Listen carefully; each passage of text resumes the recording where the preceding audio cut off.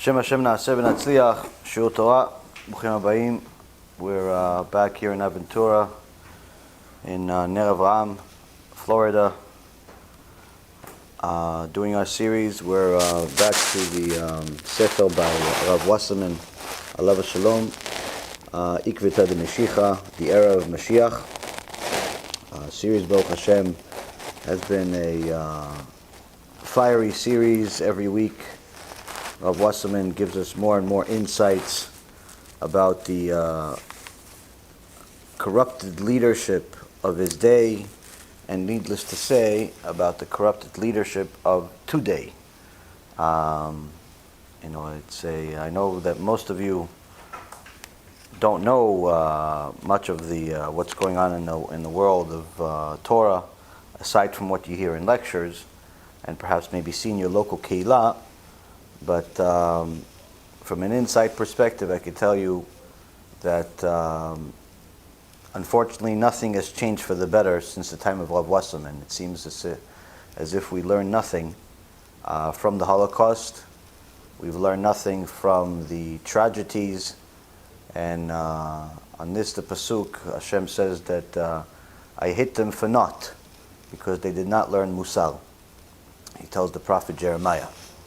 Today's shiur will be for a refuah shlema for Rabbanit Levana bat Sarah, Rabbanit Sarah bat Anat, Rav Ephraim ben Shulamit, Aliza bat Rivka, Orit bat Ilana, David ben Nesria, Doris bat Jora, Dvorah bat Mercedes, Elisheva Chaya bat Sarah, and Yitro ben Avraham, Talia bat Sarah, also for Atzlacha Rabba for Shaul ben Farzane, Gabi ben Doris, Oshri ben Doris, Elad ben Doris, Yitro ben Avraham, and all of Am Yisrael, especially the ones that help us fight the battles for the sake of Am Yisrael, not for our own, to bring Torah to the world. A world that's getting more and more confused. It seems like by the day. Rav Wasserman has been telling us week after week different insights of what he saw with his own eyes as prophecies being fulfilled, whereby HaKadosh Baruch Hu promised us good if we do good, im bichukotai telechu, but punishment, bad, if we do bad. And he saw with his own eyes the punishment being fulfilled, the promise and the prophecy of punishment being fulfilled in his days, even before the Holocaust itself. And he brings many, many sources across the Torah that, of course, he learned on his own and from his teacher, the Chafetz Chaim, that show that the primary cause of the failure of Am Yisrael in serving their Creator, is the leadership, the corrupted leadership. Now, in reality, when you think about it on a grand scale, to define and to describe failed leadership doesn't really need a whole book. If someone were to sum up the failed leaders of, let's say, America, whether you agree or disagree is irrelevant, whether it be George Bush or a Osama bin Laden, what's his name? The guy, what's his name? Not Osama bin Laden. Obama bin Laden. Or a Trump, or Nixon, or any of these people. Baruch Hashem, I don't remember these things. It's Torah, Baruch Hashem, I remember. Any of these people, how much can you spend on the leadership of George Bush, Jr., Senior? How much? Okay, so yeah, there's books written about it, but in reality, anybody buying those books now, unless they need it for some test? You could say he was good, he was bad, he did 1, 2, 3 things, finished. finished. In reality, that whole book could be written in maybe a half a page. Maybe. Even the most recent one that gave hundreds of millions of dollars to terrorist Palestinians right before he left office, Osama, even before he did it, how many people really mention it today? That's what he did. How many people mention all the terrible things that he left behind? The corrupted system that he left behind. How many people really discuss the corrupted political system altogether? They call it democracy because it gives it a civilized look and a look as if it's all working and it's all for the people. But for anyone who actually knows a little bit about what goes on behind the scenes in politics, you know that there are laws within this administration and previous ones that what they do is allowed, but if you do it, you go to jail. Business dealings that government officials do on a regular basis, but if you do it, you'll go to jail for 25 years. Now, it's not because it's secret weapons. It's not because this business dealing is only available to them. Technically, it's available to anyone. Anyone with enough contacts, enough knowledge, or even enough money. But yet, very few talk about it. Maybe a few conspiracy theories that like to stir up the show a little bit, get some views on YouTube. Granted, the whole thing, nobody really cares. Everybody's busy with their life.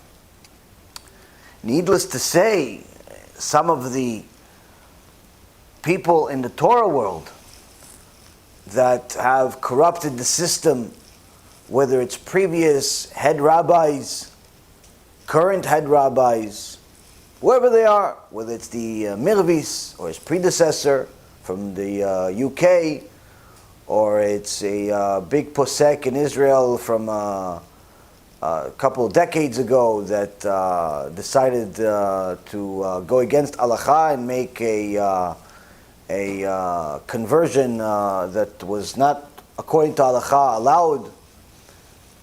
How many people remember these stories? How many? Very few people remember them, and even the ones that do they really care about them enough to really say, oh, we still need to be upset? Very few. Rav Wasserman says that's the mistake.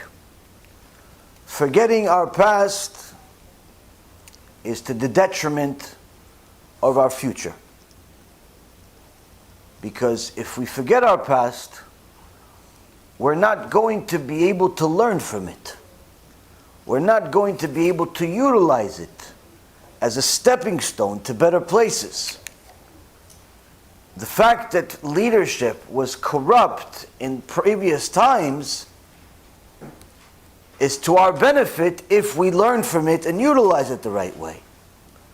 But if we simply ignore it as if it doesn't really matter, we are fooler than the previous generation who didn't know, or more foolish than the previous generation. And he says that the prophet Yechezkel blames the leadership as the primary cause. Primary with a capital P, to indicate that it's not primary because it's 51% of the reason.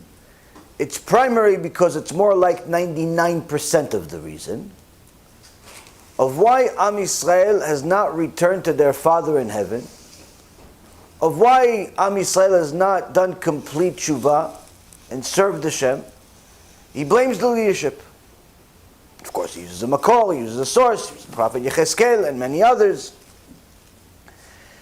And he exerted and toiled over this sefer, page after page, to remind us of the many different intricate failures of the previous, dare we say, current leadership that we have in the world today, that are leading us as a nation to a not such a good place.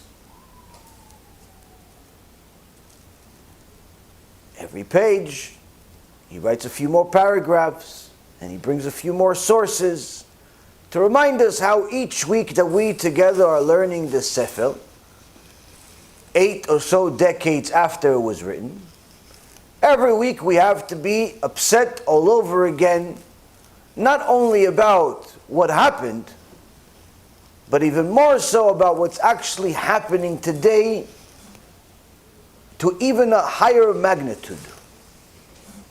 How could one attain happiness and fulfillment as a frum Jew when every week you learn about more stuff that makes you upset?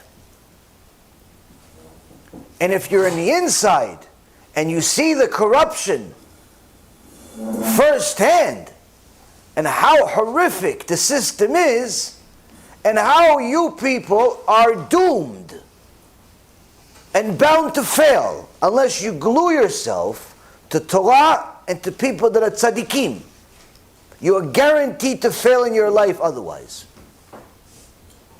When you know the intricate details of the system and how it's working, it is as clear as day that every single person that's watching and not watching is guaranteed to fail in their life, guaranteed to fail in reaching their full potential, unless they're going to glue themselves to tzaddikim and to the Torah like they are to the highest and most extraordinary desire they have. When you see how much corruption is happening behind the scenes, and how hard the Satan is working to quiet it. Quiet. Why do you keep bringing it up every week, Yaron? Why do you keep bringing it up? Shh. Quiet, new guy. Enough. We don't want to cause a chilul Hashem. Why do you have to bring it up? We don't want to say lashon hara. We don't want to be motzi shem ra, rechilut, all types of terms from the Torah that everybody is so versed in. But you ask them, what about ocheach tocheichah et amitecha? Oh, I'm not really sure you have to do that anymore. Which, by the way, for anyone who's well versed in Sfat HaKodesh, there's a very long and extraordinary TeShuva that Rabbi Ephraim wrote and about the Mitzvah of Tocheichah, the Mitzvah of rebuke. And one of the places he shows that anyone that says the rebuke is no longer an obligation of every single Jew is decreed 100% a kufel, 100% a heretic. Why? Because we have 13 principles of faith, with the Rambam and the poskim thereafter that are accepted among all of Am Yisrael, said that anyone that violates these 13 or rejects them is considered as decreed as a kofir, as a heretic.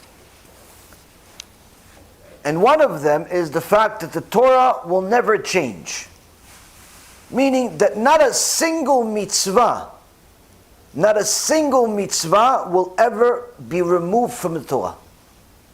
Now you may have the status of anus, where you cannot fulfill a mitzvah. For example, we cannot fulfill the mitzvah of going to the Bet HaMikdash a few times a year. Why? There's no Bet HaMikdash, unfortunately. So that's not because, so that mitzvah of going to the Bet HaMikdash is not cancelled. It's that we can't do it. And therefore, we're not obligated to do it. But if the Bet HaMikdash, and when the Bet HaMikdash is built, immediately all of us have to pick up and leave. Go to Bet HaMikdash, get your korban ready. Now, that means that immediately, the minute the Bet HaMikdash becomes available to us, Be'ezrat Hashem, that mitzvah becomes effective immediately. And the only reason why it's not effective now is because we simply cannot do it. But every other mitzvah in the Torah that is possible for a person to do, They are obligated to do it just like Moshe Rabbeinu was obligated to do it at Mount Sinai. Just as if you got it right this second from HaKadosh Baruch Hu. And anyone that says the rebuke is no longer for this generation because they're so lowly and so ignorant and all types of nice descriptions people like to give to this generation, making us feel like we're a bunch of retards, like we can't read, like we can't speak, like we can't think for ourselves. And they're the only ones that could. The ones that decide that this mitzvah is not for us, they're the only ones that understand. The rest of us idiots cannot understand. They're doing us a favor by absolving us from the Torah. Anyone that follows such a teaching, anyone that says such a teaching, Torah says, you, my friend, are an infidel. You're a heretic. Why? Because you're saying that a mitzvah from the Torah has been cancelled. Rav Wasserman wrote an entire sefer rebuking us, and not just his generation, because surely he knew the possibility that his words would be in vain in his own generation. But he also knew that the Torah lives forever. And he wrote the sefer about rebuking us.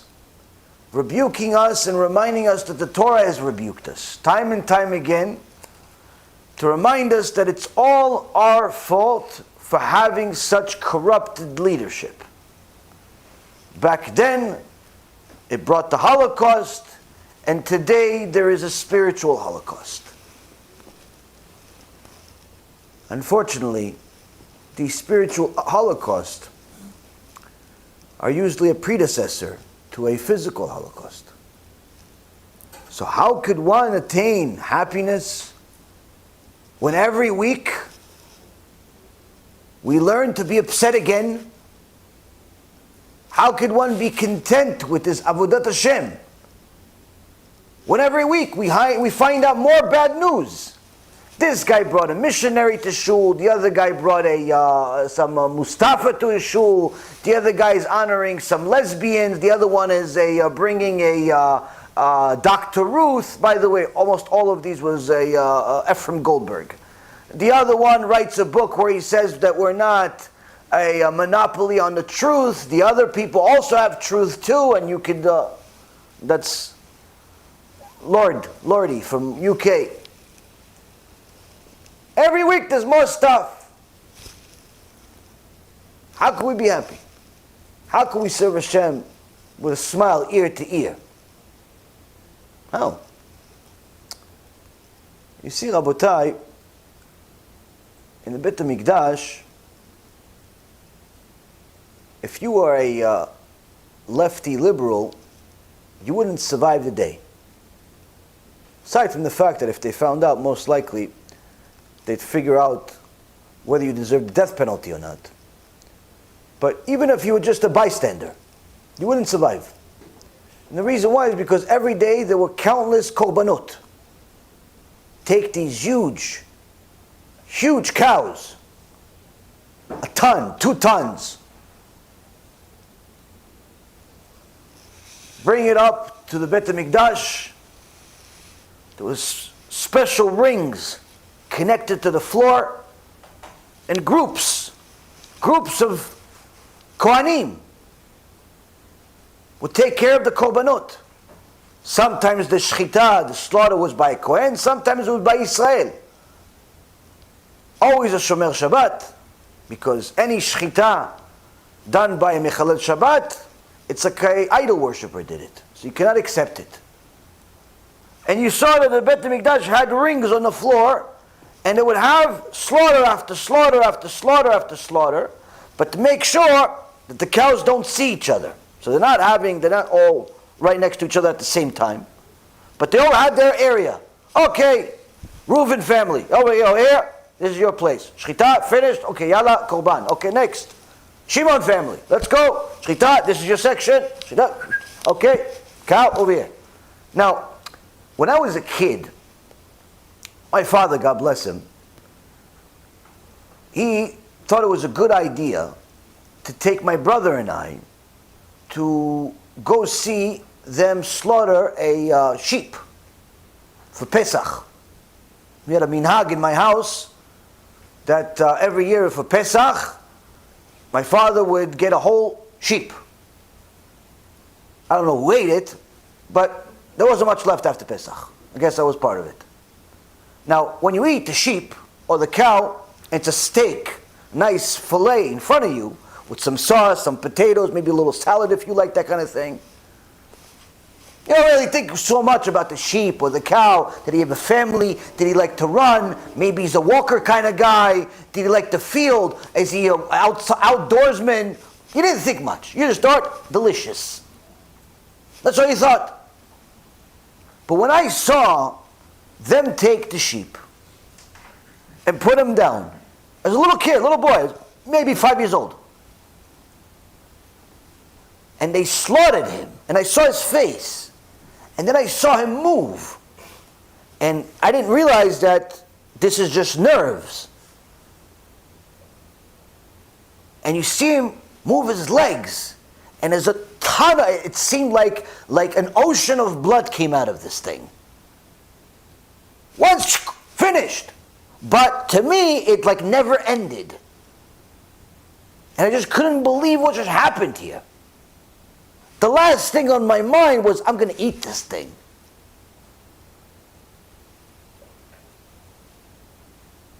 Now imagine a cow is 3 times, 4 times the size.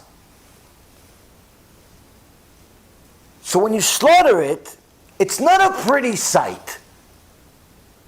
There's nothing pretty about it. Oh, Mr. Reuven, oh, you want to see how beautiful our Shechita is? Come, look at this amazing Shechita. Look what he does there. Look, it's great. No one thinks it's beautiful. It's horrific. But needless to say, it's necessary. It's part of creation. They were created for us. Whether it's to use them as a korban, a sacrifice at the Bet HaMikdash, because there's no more sacrifice today. We sacrifice through our prayers. Or it's to eat them. Kosher animal. Mitzvah. A Jew that wants to have happiness during Yom Tov and Shabbat has to eat meat. That's what the Gemara says. But there's nothing pretty about it. And yet HaKadosh Baruch Hu not only tells us aloud, he says you have to. You have to do it. Because they were created for you. And by doing it, you're doing great things. It may not look great. It may not look pretty, but great things come out of it. Aside from filling your belly. If there's a neshama inside that cow, and you have a kosher slaughter, and you do bracha before you eat, you're fixing that neshama, you're elevating it to a higher place. So despite the fact that it looks horrific, this is a necessary evil, if you will.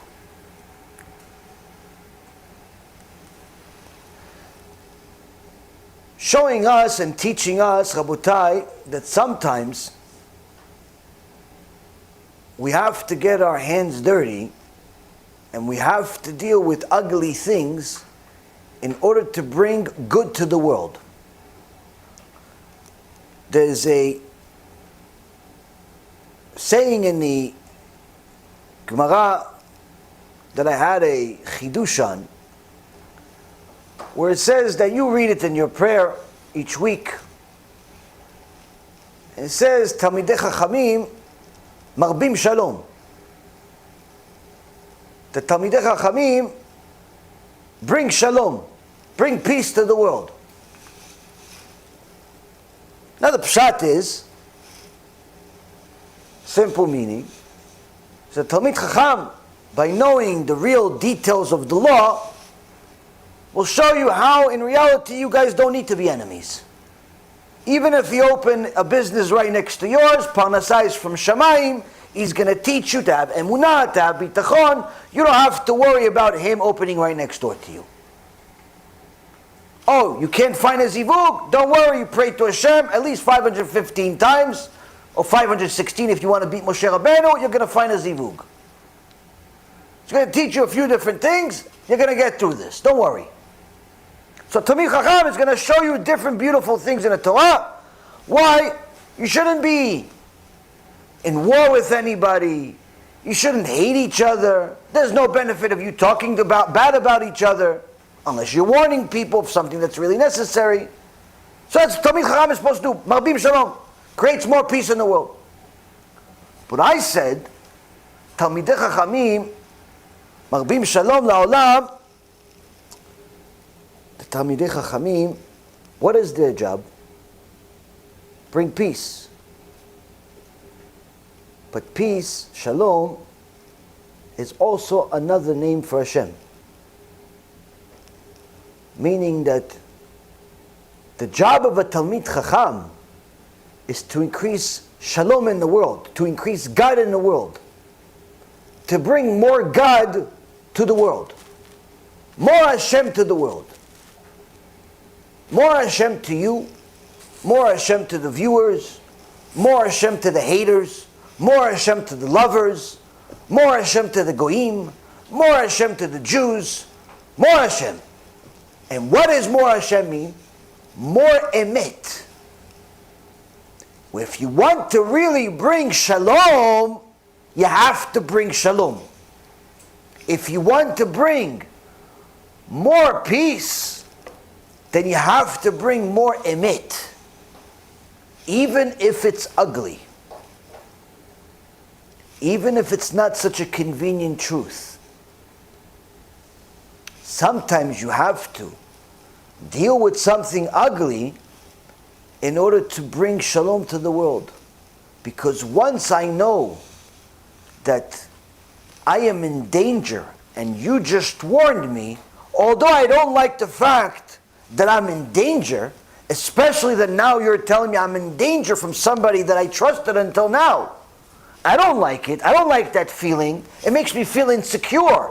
It makes me feel stupid. It makes me feel a lot of bad things. I don't like that feeling. But now that I know that this is indeed danger, I'm also going to have peace. After I pass this stage, after I pass this phase, I'm going to have a peace of mind because I'm no longer going to expose myself to this danger. And that's how Talmidei Chachamim Marbim Shalom. Rav Wasserman HaKadosh tells us week after week, we must be upset about the fact that there is no Shalom. There is no peace, and it's not because of the Lashon Hara, like people would like for you to think. It's not because of the competition between businesses, or perhaps between communities. It's not even because of the secular people. Since, for the most part, most of them don't even know that they're obligated to fulfill mitzvot to the same extent that they're obligated to. They know they need to do it, they know they exist, but the vast majority of them do not know the punishment for not doing it. Rav Wasserman says, we have no peace because we don't have as much Hashem as we should have. We have no Shalom because we don't have enough Shalom. We don't have enough of Hashem. And the reason for that is because of an ugly truth called corrupted leadership. When the leadership is corrupt and only looks for their own self-interest, i.e. their pockets, i.e. their reputation, i.e. their interest, then how do we expect that they're going to tell us the truth if the truth could potentially hurt their self-interest? And he tells us that Achshav pasku Mokhichim. In the past, there used to be Mokhichim, there used to be rebukers in every community, but no longer.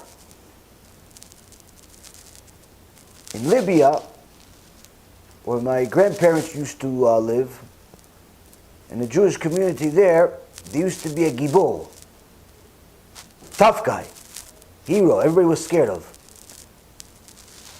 His name was Shimon HaGabbai. Wasn't always named that. Used to be a person that everyone was scared of. One time, the Shimon HaGabbai said some curse words right at the same time that the Rav was passing by. The Rav heard him, saw him, told a few of his people, go catch him, tie him up, we have to give him malkut. We have to give him punishment with the whip. Why? Cursed. Think it's not a big deal to curse? Look at the Gemara Masechet Shabbat. Gemara Masechet Shabbat says, someone that has nivul peh, his genom gets deeper. It's a big deal to curse. So the Rav didn't want him to go to genom. So he says, let's give him a little bit of genom here. Hit him a few times. Like Torah says, so he doesn't go to genom. Now you would think that Shimon HaGabbai, the superhero everybody's scared of, would fight these people. What are you doing? You crazy? Said, Kvod Rav, you're right. He took the hits. Took the hits and said thank you. Blood and everything. Took the hits, said thank you. After that, he said, Kvod Rav, can I have a job? I have a lot of strength, a lot of rage in me, but I don't want to be a Rasha. I want to be a Gan Eden. So can the Rav give me a job, be one of these people? Whenever you have somebody that curses, steals, Mechalel Shabbat, something, you send me. The Rav says, Kibalta, you got it. That's a Mokhichim. He was part of the team of rebukers. As Rav Wasserman says, this is not 1,000 years ago. He says they existed in every community. Of course, if you say such a thing in today's community, they'll arrest you just for saying it. Somebody said, listen, you said that if people violate the Torah, it's death penalty. You are telling people to kill people. You're insinuating violence. I'm going to complain to you two police. Because you mentioned a Gemara in Masechet Sanhedrin that says death penalty to such heretics, I'm complaining to the YouTube police that this is a hate video, a hate crime for saying it.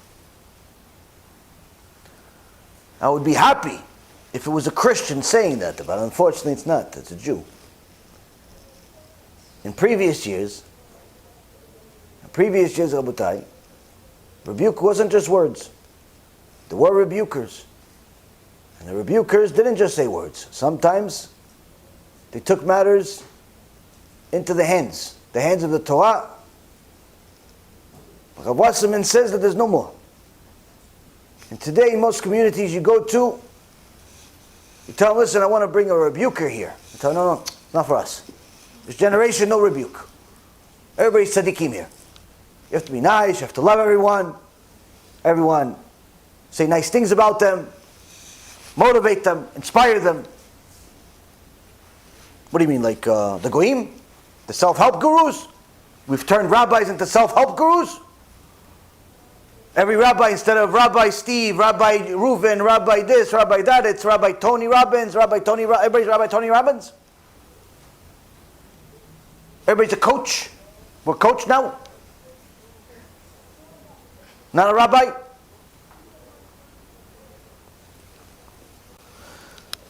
Rav Wasserman says that there's no more rebukers,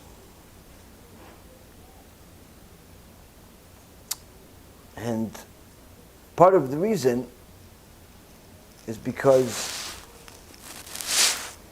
the ignorance of people about Torah, to the extent that they do not know what's kasher, what's tameh, what's allowed, what's not allowed. And many times, the people that are supposed to be the rebukers, the leaders, they are the most anti-rebuke people that exist.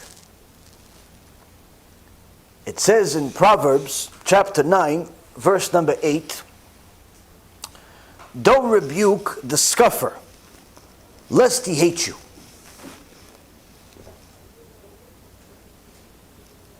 So the Aruch HaShulchan says this is a peculiar verse that Shlomo HaMelech is trying to teach us.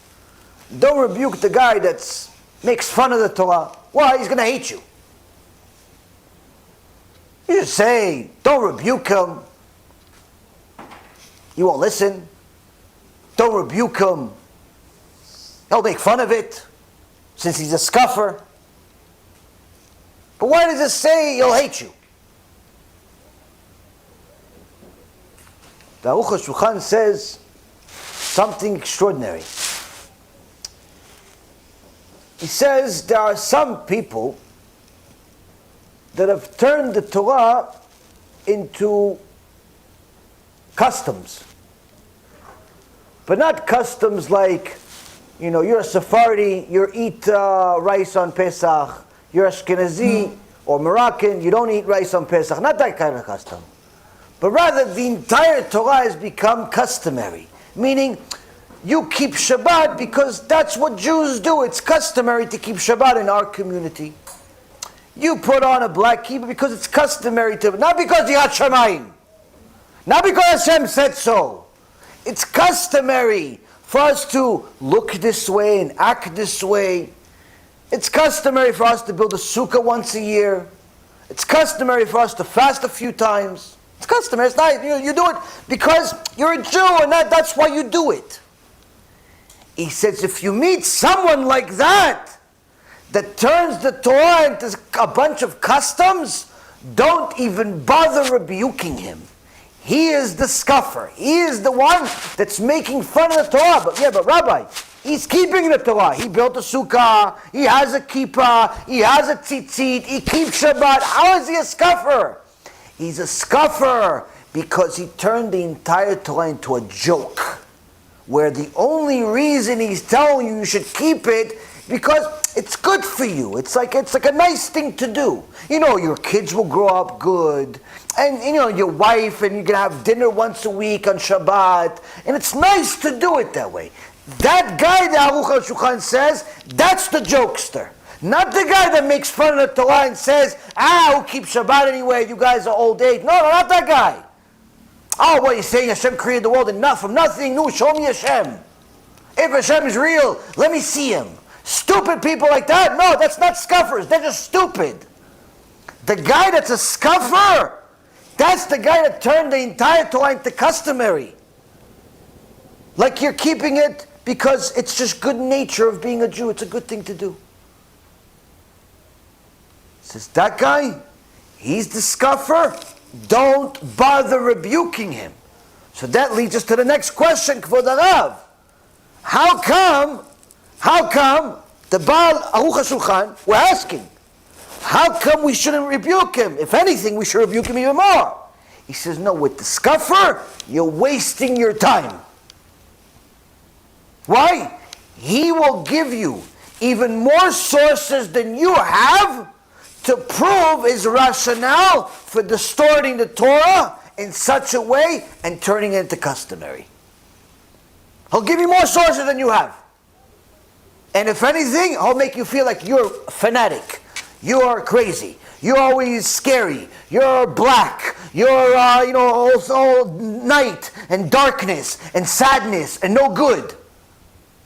No. Torah is nice to keep. Kumbaya. Be happy. Your little kids walking around with the little pears. That's nice. It's cute. Yeah, but what about the fact that that's a symbol of a Jew? No, it's a symbol of a Jew. Okay, whatever you want to say to yourself. Okay, Shabbat. Hashem says that He gave us Shabbat. Shabbat is, if no one keeps Shabbat, that's the Brit. Whatever, Brit, whatever. But we just like to eat chulent. He says, that guy, the Aruch HaShulchan says, that guy, that's a scoffer. Even the fact that he keeps Shabbat, for that reason, that makes him a scoffer. He's keeping it for the wrong reason.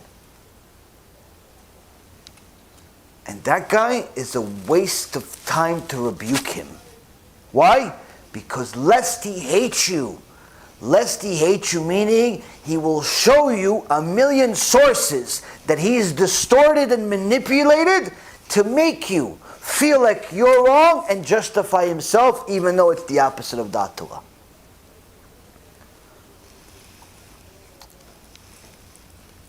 This, Rabotai, is symbolic of the large part of speakers today. Needless to say, every single one of the speakers we have exposed over the last few years, this indeed is their nature. Very rarely is someone going to come out as a rabbi personality and tell you to go violate Shabbat. Very rarely is someone going to come out and tell you Jews are allowed to marry non-Jews. Very rarely, if they're an Orthodox rabbi. So what do? They make you feel okay, even if you're not keeping it. They cool you off after you've been rebuked and you heard the emet, and they tell you, hey, where's your wife? No, I divorced her. What do you mean you divorced her? What happened? I heard Rabbi Reuven tell me I'm not allowed to marry a Goya, so I had to divorce her. What are you, crazy? You're going to let somebody tell you what to do with your wife? Yeah, but Rabbi, she wasn't Jewish. Yeah, but you could do something. You can't just divorce somebody. Didn't you guys love each other? It'll cool you off. What are you doing here? How come you didn't come to my house on Shabbat? Well, because I'm not allowed to drive. What do you mean you're not allowed to drive? Well, I don't know. I heard from Rabbi Reuven you're not allowed to drive on Shabbat. Yeah, so how are you going to do Shabbat? By yourself? No, come on already. What are you, fanatic? You think I'm making this stuff up? This is all true stories. Rabbis telling people, they're not outright telling them to drive on Shabbat. They're not outright telling them to go marry the non-Jew. But if you're already doing it, yalla, it's okay. Yalla, bedil v'yavor. Let it pass, let it pass. Don't be a fanatic. Don't be so black and dark. No need. You can do whatever you want in this world. Hashem understands. Like Shmuley Boter says, homosexuality is not an abomination. And his chavruta, Manis Friedman, agrees. It's not an abomination. It's not. Well, but the Torah says it's an abomination. No, the Torah didn't mean it. Hashem was confused. I'm adding that Hashem was confused. But that's what it means. The Torah doesn't mean it. It means Hashem was confused. Giving the heter, giving the leniency to anyone that's violating the Torah to simply continue. And yet people think that these clowns bring people closer to Yiddishkeit. They think that these people bring Jews closer to Hashem. While our Gdolei Ador of yesteryear, they used to fight for the emet, calling these people scoffers, meaning such a person that it's at a level that's a lost cause. You can't even rebuke him. It's a waste of life. You're endangering yourself by rebuking such a person. Now, Baruch Hashem, I don't believe there's that many people like that. I know there's a lot of ignorant people.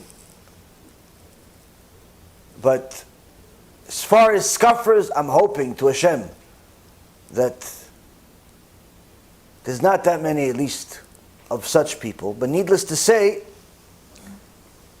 Rav Wasserman's focus is to tell us is that the leadership, vast majority of them are that way. Which means that even if we are not that way, we, the community, are not that way, if we have such leaders, we have no hope. Because we're learning from people that tell us that the sin is okay. Don't be so fanatic.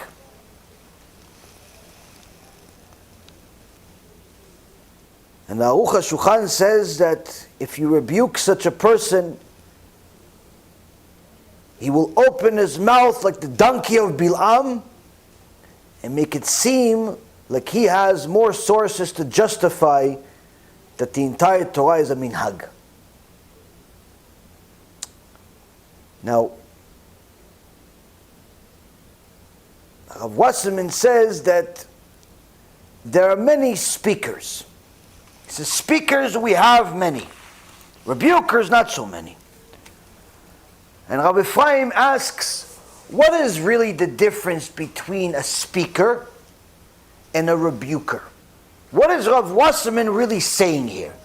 He says we have speakers, more than enough speakers. There are some websites that have over 900 speakers. Some call themselves rabbi, some call themselves Mr., some call themselves Rabbanit, some call themselves Mrs. But nonetheless, they are on a Jewish website or websites, and they're speakers. Some Rav Wasserman would say these are speakers, but also rebukers. The vast majority, just speakers. So what's the difference?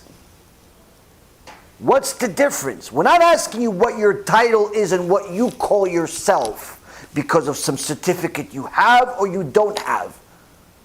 There's one rabbi in the community that decided that now he is rabbi coach such and such. It's not enough to be a rabbi. He's also a coach. Coaching. Wants to be a coach like the goyim. It's not enough to be a rabbi. Wants to be a coach. Why? Maybe there's more money in it. So we're not asking for the title. We're asking for the description of your role. Rav Wasserman says there's two different roles. Speaker and rebuker. Neum is speech, and Tocheichah, the rebuke. What's the difference?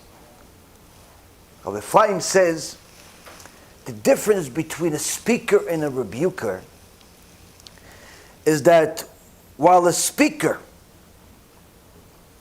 looks out for his own interest, the rebuker looks out for the interest of his audience. Meaning, while the speaker thinks about what is he going to speak about that will make him look better in the eyes of the audience. What story should I tell the audience in this community that will make me look better in their eyes and hopefully more generous in their pockets? What can I say to make this community feel better about itself so they hire me again? What else can I say on this public forum of website or YouTube or whatever it may be that will get me more viewership and more followers that will follow and subscribe, maybe even buy my books? What can I do to become more popular? A speaker looks for his self-interest. How can I do better? Whereas the rebuker is looking at the crowd and saying, what does this crowd need in order to get closer to Hashem? Oh, I see that there's a bunch of people with no kippah. We're going to talk about kippahs. Oh, I see that the women forgot half of their clothes at home. We're going to talk about modesty. I heard that there's a parking lot in the shul that's open on Shabbat and has traffic too, like in Boca Raton Synagogue. We're going to talk about Shabbat and the desecration of it and what it means. Which place in Gehenom, which place in Kafakela, why you shouldn't do it, all types of wonderful things that will make you detest violating Shabbat. Suddenly you love keeping Shabbat. The rebuker is going to tell you all of the different things you need to hear, not because you want to, but because you need to. The rebuker will give you the medicine, even if he has to shove it down your throat. Why? Because he wants to heal you from your own spiritual sickness. The speaker, on the other hand, cares less if you die right in front of him. Cares less if you go to Gehenom tomorrow. In fact, he'll speak at your yard side and say what a great guy you are, even though you cheated everybody you know in business, and on top of it, you cheated Hashem in every mitzvah too. But what a tzaddik you were. Why? Because one time you gave him a check.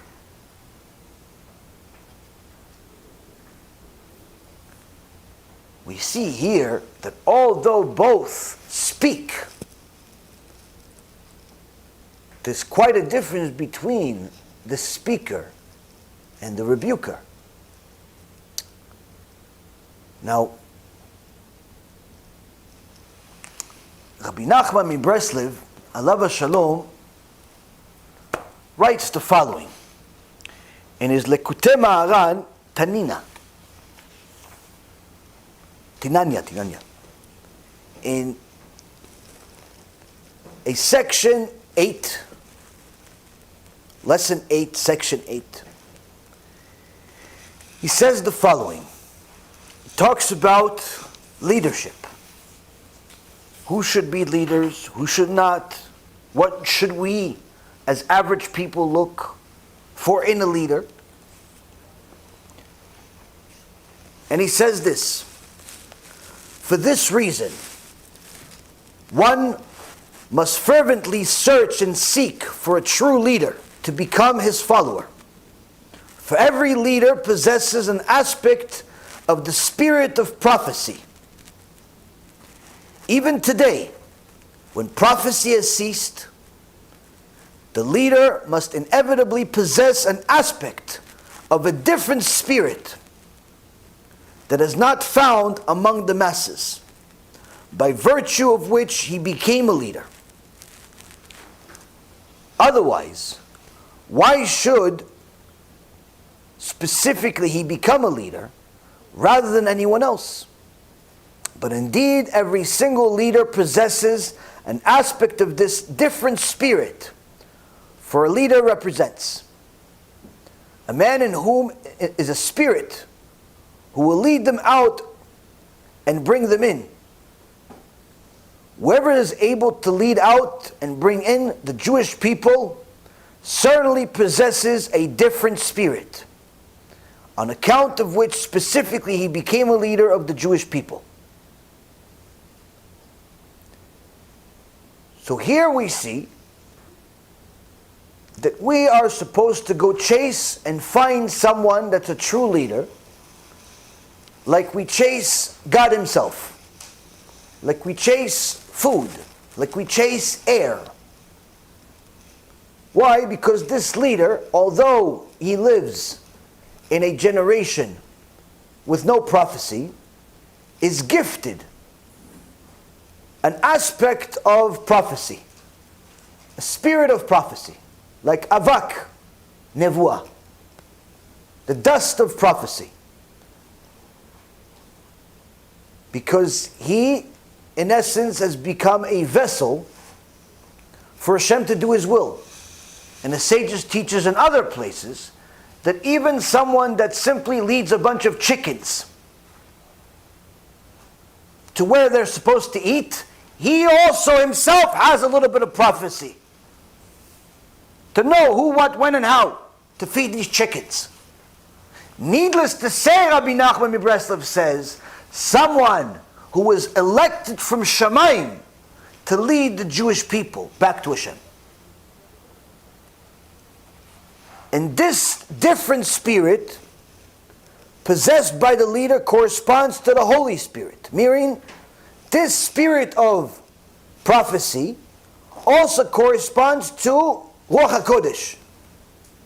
It's a little bit of this and a little bit of that. It's a little bit of prophecy and a little bit of Ruach HaKodesh. The spirit of prophecy corresponds to the Holy Spirit. And though today there is no spirit of prophecy, no real Ruach HaKodesh, Nevertheless, he certainly possesses a different spirit that is drawn from holiness that is not found among the masses. This too is considered Ruach HaKodesh, even though it is not the real Ruach HaKodesh, through which one can know the future. Nevertheless, it is an aspect of the Ruach HaKodesh and the spirit of prophecy. By virtue of the Ruach HaKodesh, representing the spirit of prophecy possessed by the true leader, the true emunah of holiness of all of those who become his followers is strengthened and rectified. This is because the imagination of whoever has the privilege of becoming a follower of a true leader is rectified and refined on account of his becoming his follower by way of the leader's spirit of prophecy. This is because the imagination is rectified mainly by means of the spirit of prophecy, as said, and by the virtue of rectification of the imagination, the holy faith is rectified and refined. Therefore, all those who become the true leader's followers attain clear emunah of holiness. Meaning, if we are able to find a real leader, Be'ezrat Hashem, that has serious yirat shamayim, that has real emunah in Hashem, that has da'at Torah, this indeed, gluedness to the Chacham will help us get real emunah in order to overcome the desperate situation we are in together today.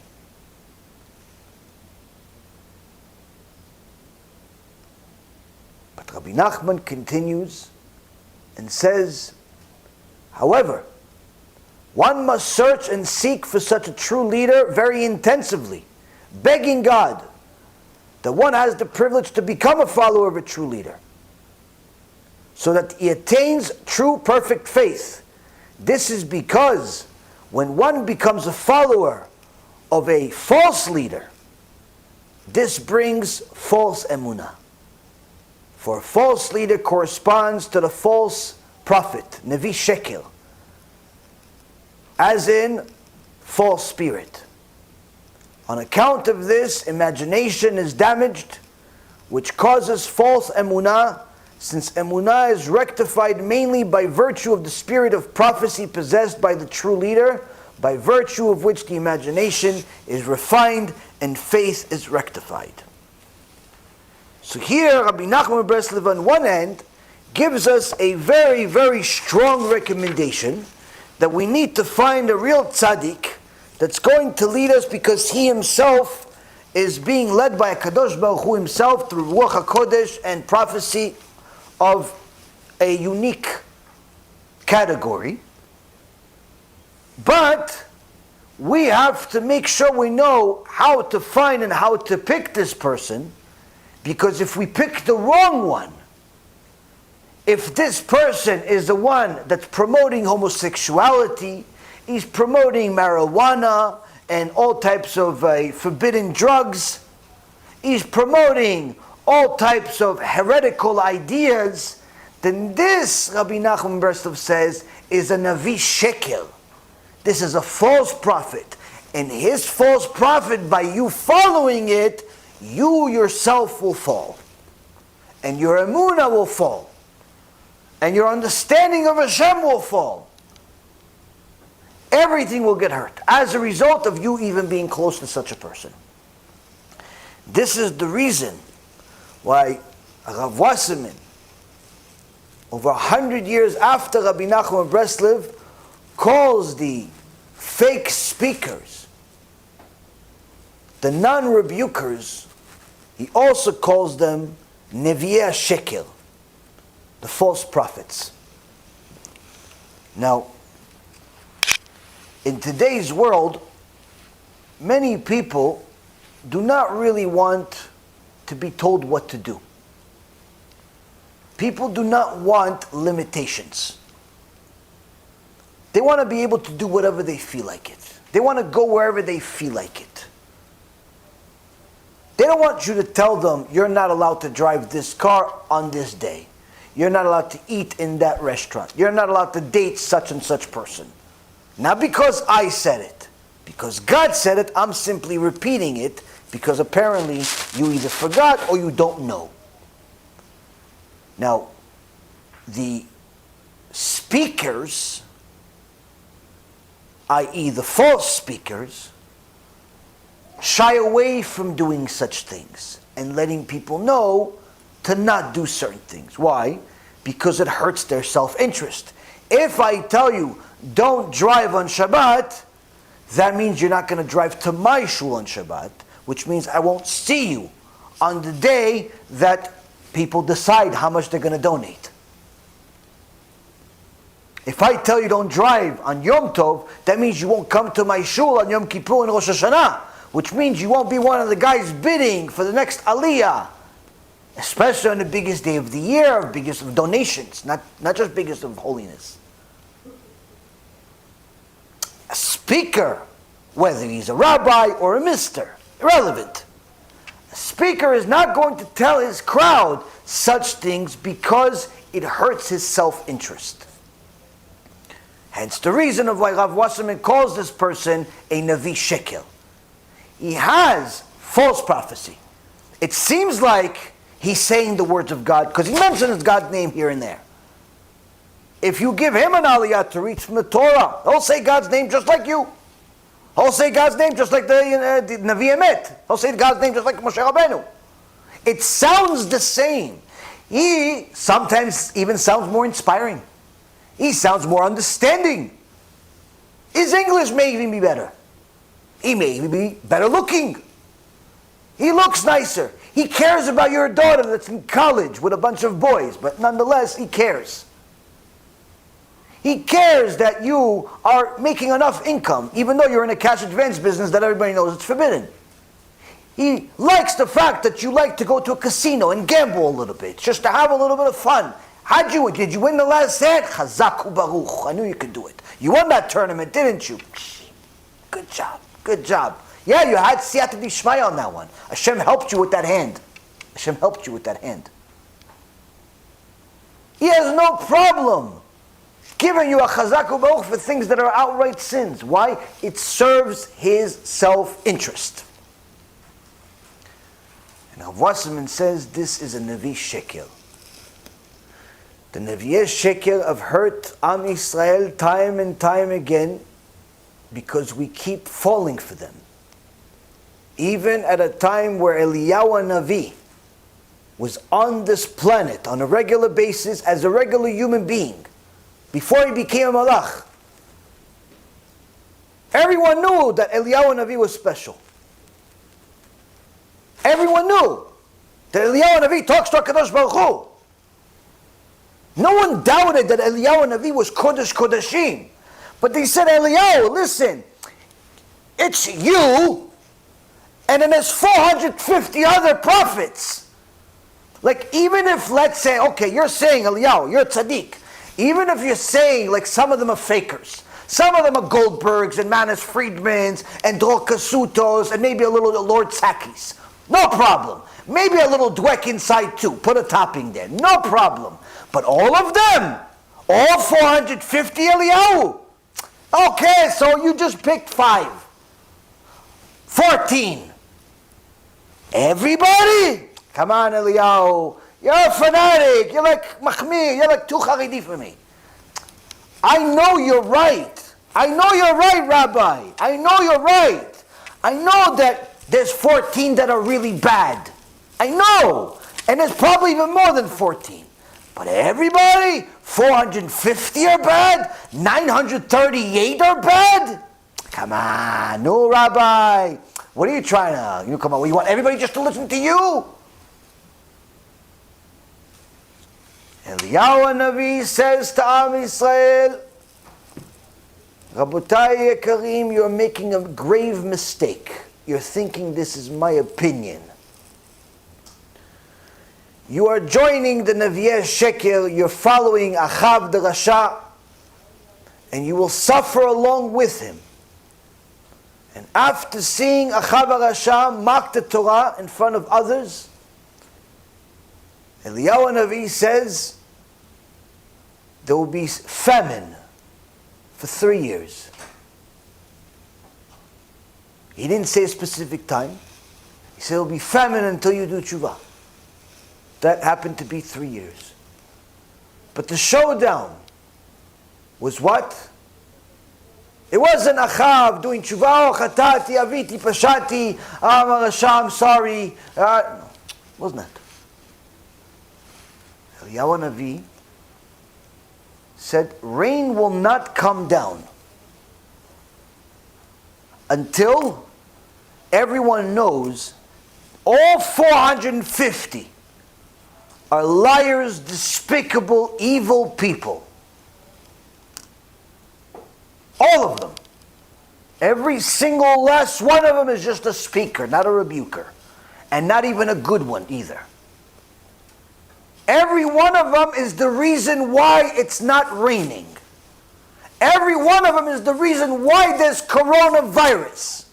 Every one of them is the reason why we're suffering day after day, why there's more kids being raped and molested, why there's more people being destroyed in their reputation for absolutely no reason by their next door neighbor, why so many people are losing money, why so many people are getting a divorce, why so many people are getting cancer, Shem Yishmor v'Yatzil, why so many people are dying unusual deaths. Every one of them is the reason. And until you know it, it's not going to rain. And the showdown was as such, where Eliyahu HaNavi did not have the spirit of prophecy, but prophecy mamash. He did not have the spirit of Ruach HaKodesh, but Ruach HaKodesh mamash. And the fire came down from heaven and showed Am Yisrael who the real prophet is. One real prophet. The rest of them, Nevi'e Shekel. Now, it would be a happy story if every one of us simply done tshuva and never sinned again. Sadly, we sinned again. Many, many times. How? Following a whole new set of false prophets. Even though those false prophets are following the same exact ingredient list as the previous ones that were proven to be false. Yeah, but these are new. How come we keep falling? What, are we stupid? Why do we keep falling? You just saw Eliyahu HaNavi prove to you they're liars. So what, 3,000 years later you want Eliyahu HaNavi to come back again and do the whole thing again? It wasn't enough 1,000 times that you saw it? What's the problem? The problem is we like liars. We like the Ephraims. We like the Manis. We like the Dweck. We like the Droz. We like Lordy. We like those people. Why? They tell us we can do whatever we want in different words. And even when they don't say it outright, they don't say nothing at all. They don't rebuke us like you. They don't make us feel bad about being us like you. Yeah, but Eliyahu HaNavi is not trying to make you feel bad for the sake of himself. He's trying to make you feel bad for the sake of you. He's trying to tell you, hey, you're going the wrong direction. Not because he has an interest in which direction you're going for himself, but rather that you have an interest in the direction that you're going, especially since it's the wrong one. And what ends up happening, Abutai, our desire constantly leads us to follow the false prophets. Generation after generation, like crazy people. Now,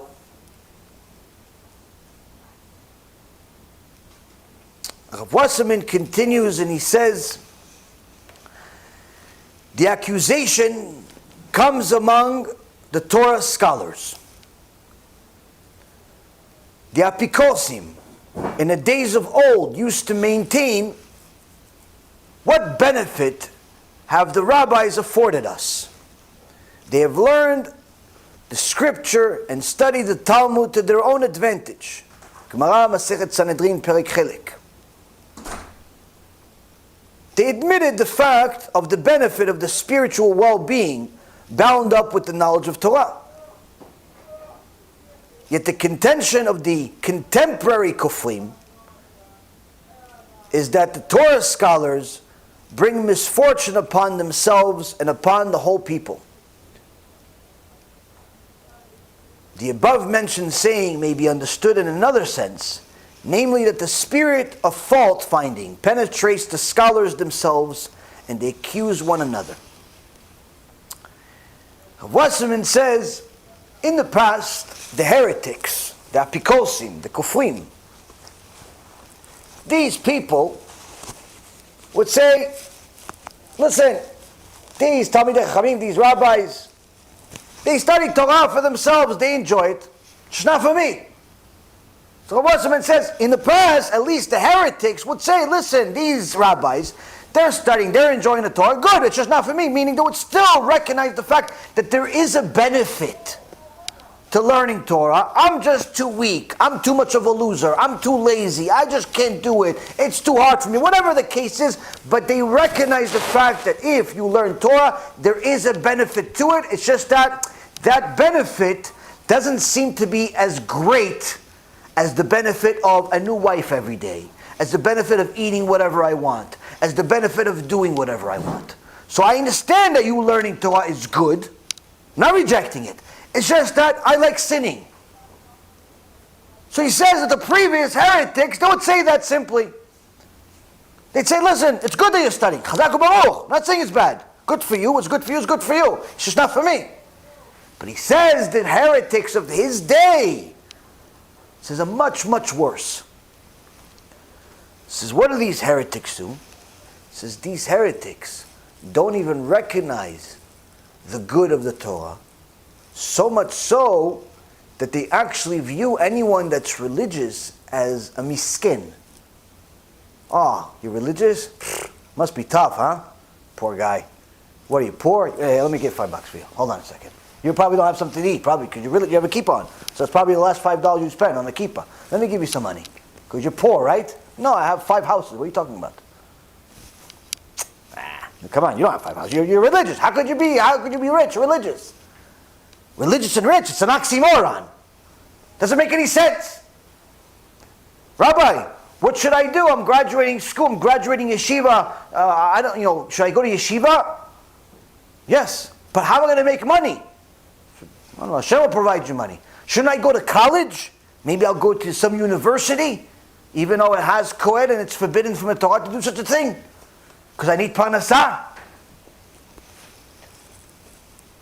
Some rabbi locally told me it's okay, because I need parnasah. I said, both of you should go to the yeshiva then. You and the rabbi.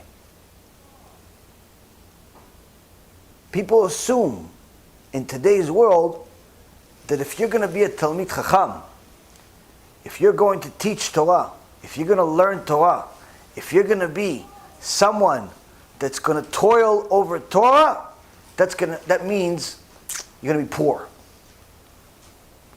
And Rav Wasserman says this type of apikosut, heresy, and disrespect of the Torah has infiltrated the religious world, meaning this thought process is not by the non-religious people only, but rather by the religious people themselves, but rather by actual Torah students themselves. Every single week I get a few people asking me, Rabbi, what should I do after I finish school? After I finish yeshiva, what should I do? I said, continue learning. Yeah, but how am I going to make any money?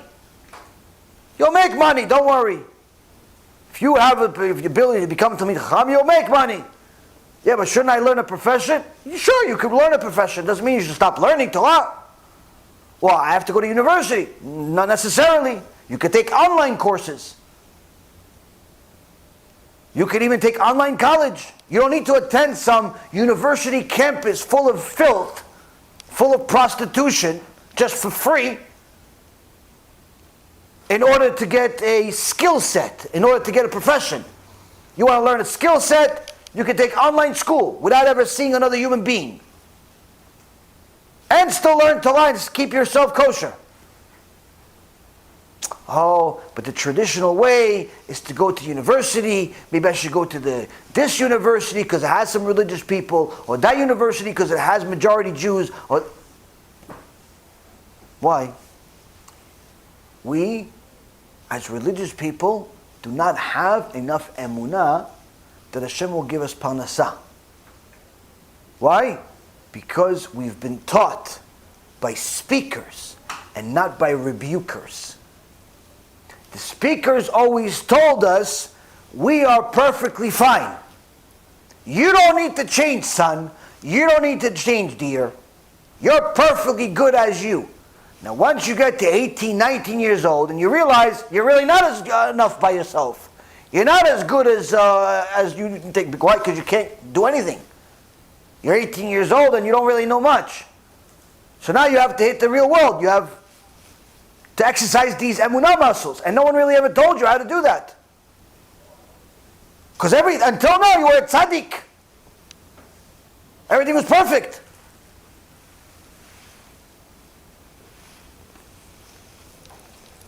Now, there's an interesting prophecy by Yaakov Avinu. Yaakov Avinu, in Parashat Vayechi, he gives a blessing to Yehuda. He says, Yehuda, אתה יודוך אחיך ידיך בעורף אויביך, השתחוו לך בני אביך, גור אריה יהודה, מטרף בני עליתה, קרע רבץ כאריה וכלביא, מי יקימנו? Yehuda, your brothers shall acknowledge, your hand will be at your enemy's nape, your father's sons will prostrate themselves to you. A lion cub is Yehuda. From the prey, my son, you elevated yourself. He crouches, lies down like a lion, and like an awesome lion who dares rouse him. So,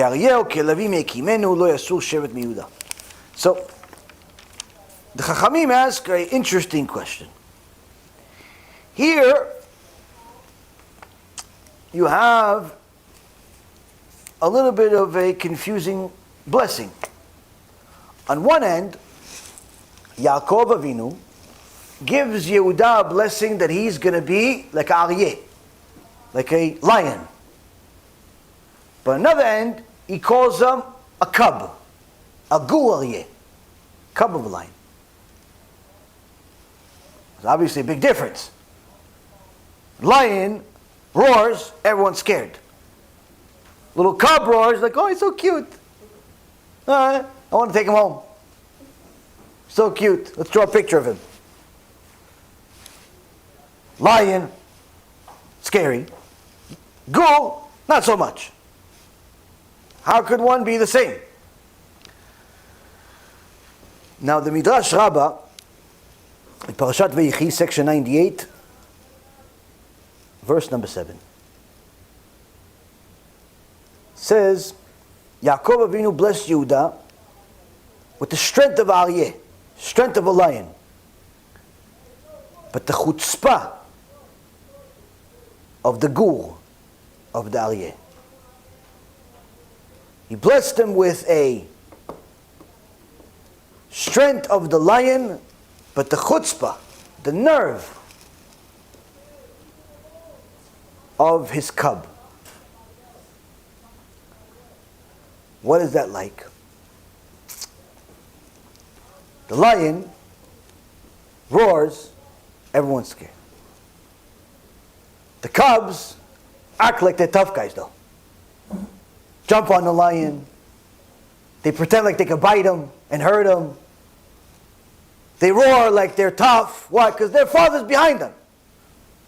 You know, it's like these little kids They're tough guys. Yeah, whoa. Why? Because their father's standing right behind them with their big brother. Yeah, you come here and I'll show you. Yeah, what? Yeah, you show. Because their brother is like 9 feet tall, Amalek, and that's why they're saying that. They're like little 1 foot nothing. Yeah, we got, yeah. That's the ghoul. That's the little cub. Cub acts tough. But he acts tougher than the Aryeh, even though he can't do nothing. The Midrash says that the lion is symbolic of a Talmid Chacham. Lion is MaShiach. Lion is Talmid Chacham. And Yaakov blessed Yehuda that may you be Talmid Chacham, may your descendants be Talmidei Chachamim, but also have the chutzpah necessary to publicize Torah in ways that perhaps are not fitting such an honorary person. Go to a secular school and teach them Torah. Go make videos and call out the entire system. Go do things that perhaps are not normally done by such a Talmid Chacham. Why? You need something called Azuta Kedusha, the nerve and chutzpah of holiness. In order to truly become that lion, you need to have the chutzpah of the actual cub. The problem is today, Rabotai, is that sometimes you have people that are not lions, but act like the cub. Meaning, they see something that doesn't agree with their understanding of what the Torah is supposed to be, because they learned from one of the speakers and not the rebukers. So automatically, they act like they can tell you what to do and how to do it. No, you shouldn't do it. You should. Do you know anything? Did you complete the Shas a few times? Are you Talmid Chacham? Are you learning in a kollel? Do you keep Shabbat? Anything? Automatically, they come and they tell you what to do. No, I don't think that's what it means. How do you know that's not what it means? You have a pasuk, you have a source, you have anything? No, I just don't agree with it. As soon as they see something that doesn't agree with their reality, they reject it immediately. So they have the azut, the chutzpah of the cub, but not so much the strength of the lion. Now, if this was just with individuals, it would be a relatively easy thing to deal with. But Rav Wasserman says that this is in the Torah world. And when it's in the Torah world, it's problematic. The Gemara in Masechet Shabbat, in page 34a, has a story about Rabbi Shimon Bar Yochai. Rabbi Shimon Bar Yochai, after he got out of the cave, being there for over a decade, 13 years he's there, came out of the cave, Kodesh Kodashim. One of the things that he did, the Gemara says, after he came out of the cave with all of this holiness, is that he was able to purify a cemetery. And after he purified the cemetery, and they came out, because they didn't know where the dead bodies are. So they didn't know where to walk, where not to walk. So Rabbi Shimon Bar Yochai, with his Ruach HaKodesh, was able to tell them this, allowed here, not allowed here. Mamash, unbelievable. Like an X-ray machine without the X-ray machine. His eyes. Knows exactly who, what, when, and how, and what it did. So after he purified the cemetery, they were coming out, and another Talmid Chacham came up to him, said, look at that. Rabbi Shimon purified the cemetery in a mocking way. Rabbi Shimon said to him, you aren't even connected to it. You aren't even part of it. And yet you say that? He looked at them and he died. Talmid Chacham died. Because Rabbi Shimon was upset. Rabbi Shimon was upset by what he said, which I'll explain in a minute. And HaKadosh Baruch Hu could not allow the world to continue existing while Rabbi Shimon Bar Yochai is upset. Someone had to die. It's definitely not going to be Rabbi Shimon. That Talmid Chacham died on the spot. So the question is why? The pshat is that this guy came there and said, look at that. Rabbi Shimon purified the cemetery. Wow, what a great keilah we are. Meaning he wanted to take credit for something he didn't do. He said Chazaku Baruch to Rabbi Shimon because it's really saying Chazaku Baruch to himself. So Rabbi Shimon Bar Yochai says to him, you weren't even with us. You weren't even part of it.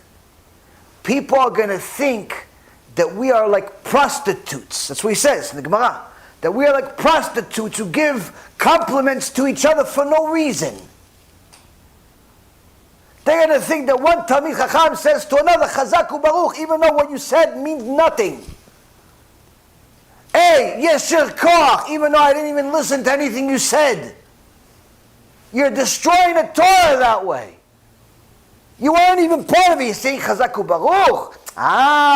So you're only saying it because you want people to say Chazaku Baruch to you. You're giving me credit because you want me to give you a reciprocation. You want me to give you a Chazaku Baruch. You're destroying the Torah this way. He looked at him. He says, this is Chilul Hashem, and he died. That's one side. Today, I learned a new one with Rabbi Ephraim, and he says the following.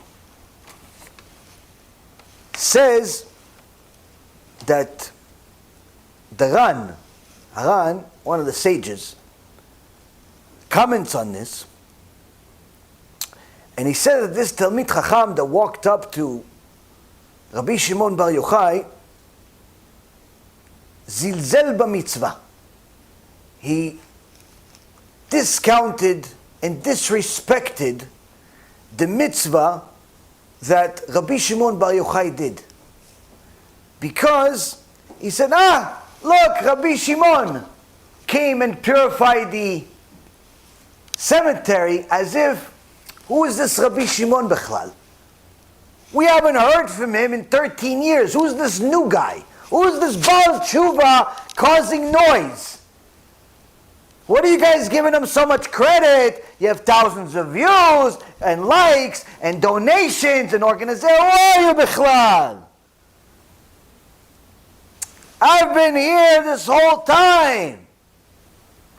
Rabbi Shimon Bar Yochai says to him, you're upset that I just achieved in 1 minute what you failed to do in 13 years while I was gone. That means that you are a speaker, not a rebuker. You are a Chilul Hashem. He looked at him and he died. The Ran says, sometimes you have people that are Talmidei Chachamim. They know a few things. They wrote a few books. But they make a video on the internet, 3 views. 2 of them are their assistants. They write a book, 500 copies are printed. 3 of them are all bought. No siyata d'ishmaya. No one's buying. Talmidei Chachamim. Even good people. No siyata d'ishmaya. No problem. Sometimes Hashem doesn't want you to succeed in this, but wants you to succeed in something else. The guy knows a lot of Torah. He says, do all types of things, but no one pays attention. I know one Talmid Chacham. He knows the entire Gemara by heart. But his Keilah, in almost 20 years that he's a rabbi there, 17 years, something like that, I don't think there's been a single day in 17 years they haven't complained about him. Even though he knows the entire Torah by heart. Unbelievable. Sometimes this is the case. Sometimes Hashem gives you success in this and not in this. That doesn't make you a bad person. But Rabbi Shimon Bar Yochai says, you're not succeeding in purifying the cemetery. You're not succeeding in being popular on the internet or in a kila or in a community. Or that doesn't make you a bad person. That's Hashem's decision. Why did I look at that person and get upset to the extent where he died? Because I saw that it's not that he's upset about his own failure or his own lack of success. He hates that I succeeded. Meaning that in reality here, he doesn't like that someone else is doing good, even though it's benefiting Am Yisrael. Why? He's just a new Baal Tshuva. What yeshiva did you go to again? Do you have a smicha? Who are they?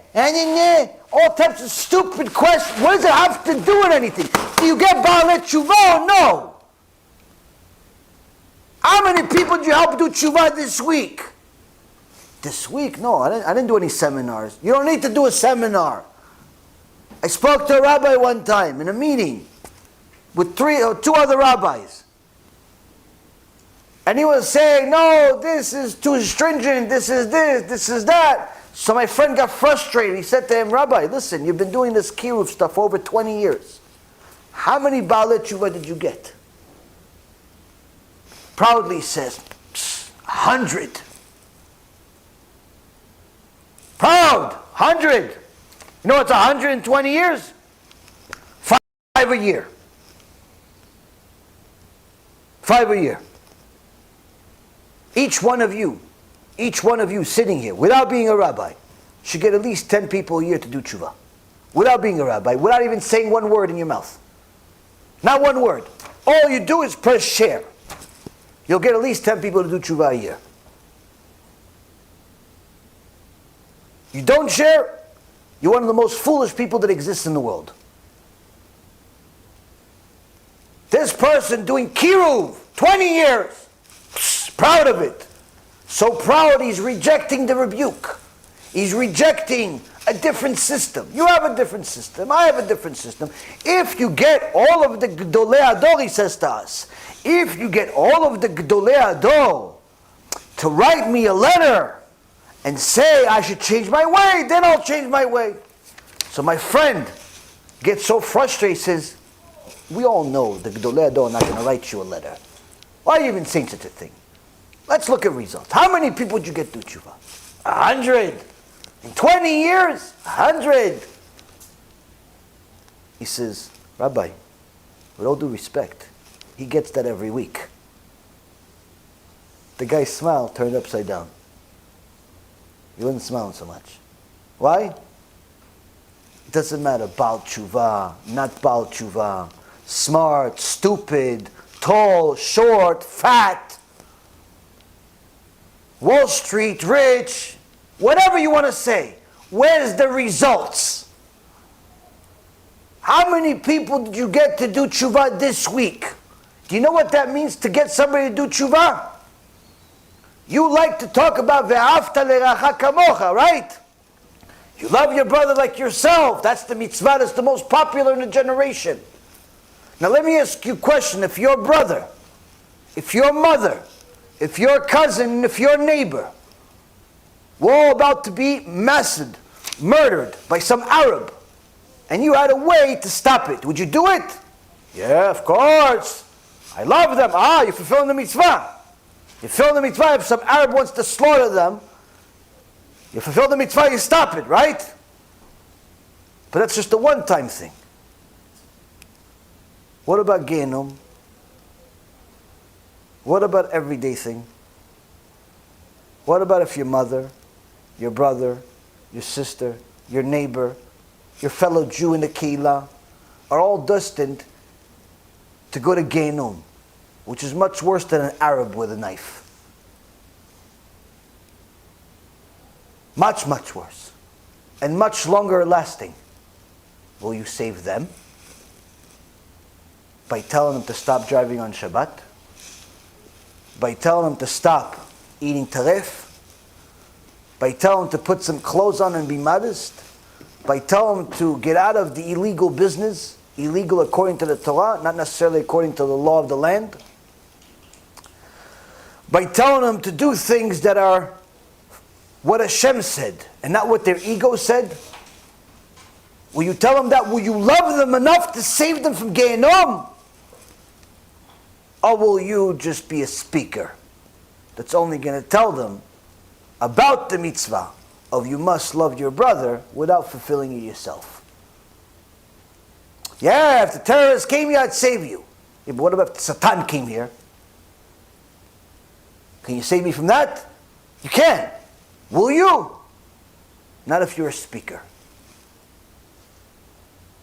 Not if you're a speaker.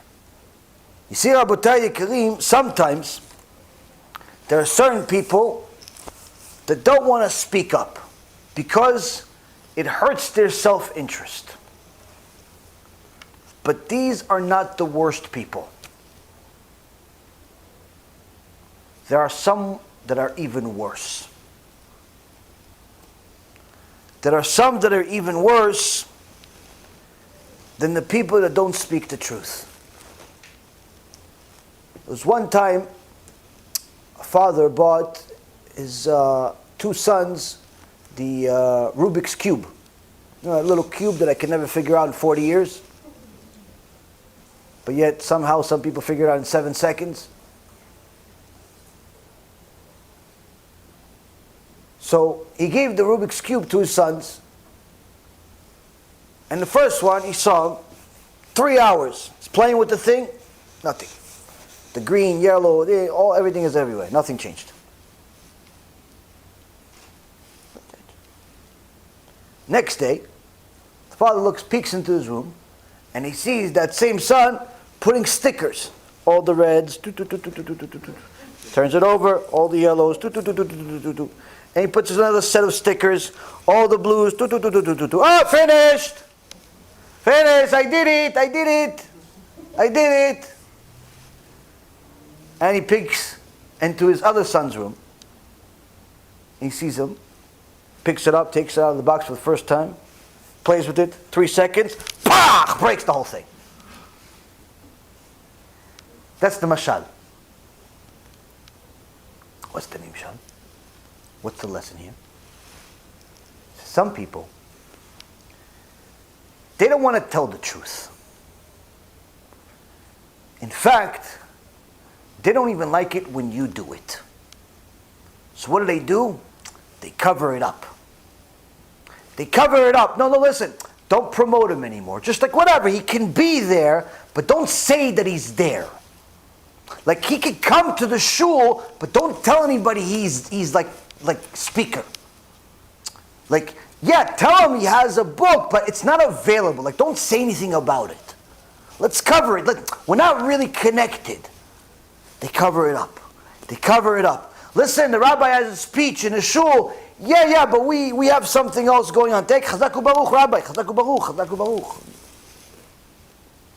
They cover it up like the first kid. Why? Because in order for me to get this fixed the right way, I have to rewire the whole system. I got to work hard. I got to look at every one of my 900 plus speakers, and I got to say, wait, kofer, decent, kofer, decent, kofer. Okay, so okay, kofer, decent, kofer, good guy, kofer, yeah, good, very good, amazing, kofer. I got to rewire the whole thing. That's a lot of work. You know how long it took me to build so many speakers? That's why we get donations. That's why we get all publicity. We're the biggest website. So for me to go and dissect which one is good and which one is no good, that takes a lot of work. So what am I going to do? I'm going to put some stickers on it. Make it look like everybody's okay. And if he's not so okay, I'll make it like they're in the background. Like we're not really sure what they're doing, but the second we see we don't like something, then we're going to take it. We're going to distance. That's the first step. That's the vast majority of Jewish organizations today. What's the worst? Something else.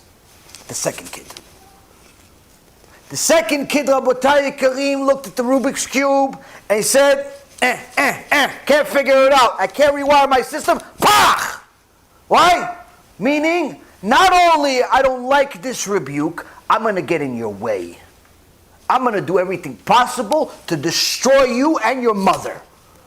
I'm going to do everything possible to destroy your name. I'm going to do everything possible to make sure nobody invites you. I'm going to do everything possible that your own keilah is going to hate you. I'm going to do everything possible to make sure your students and your parents and your kids and your future customers and everyone hates you. Why? You said the truth and that went against my business. You said the truth and that went against my reality. That hurt my pocket. I'm going to break the whole system. Not my system, your system. We cannot coexist. Your emet and my sheker cannot coexist. Someone has to be destroyed here. That's the second guy. Those people, that's the Erev Rav. The first are not so good. In fact, not good at all. In fact, the vast majority are part of the reason and the biggest reason of why we're in a situation in the first place. The second one is the outright evil.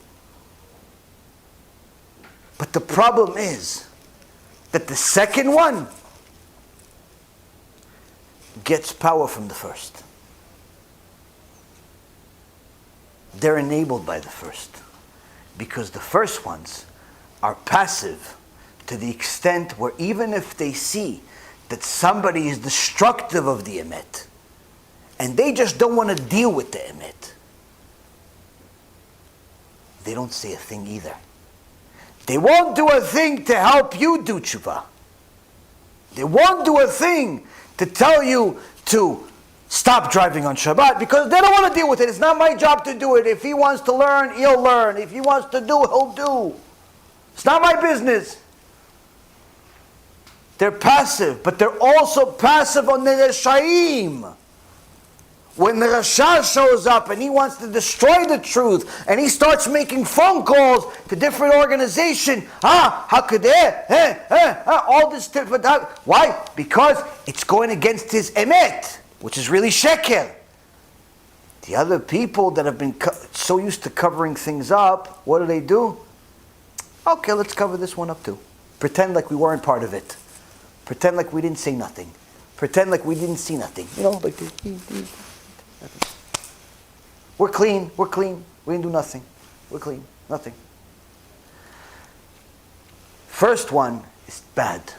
Second one, terrible. But the second one only exists because the first one gives them power. And the first one exists because we give them power. By us acting just like them. By us being nonchalant about the truth. By us not being against the sheker, by us not knowing enough Torah, and not even trying to know enough Torah. This, Rabotai, is a system that constantly hurts us. Time and time again, generation after generation. So much so that Chazal has talked about it and given us analogies and stories to remind us of these things in every generation. The biggest reason of why all of this stuff exists is because of our own self-interest and desire for convenience. There was one time a lion that got sick. So he made an announcement in a jungle that he's sick. All the animals found out. go visit the king.